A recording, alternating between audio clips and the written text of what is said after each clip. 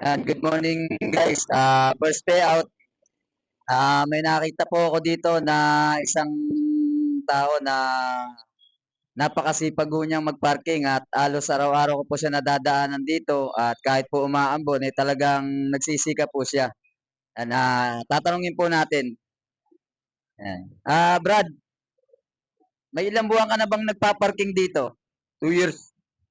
2 years, ayan. Sobrang tagal na po niya nagpa-parking, 2 taon na po.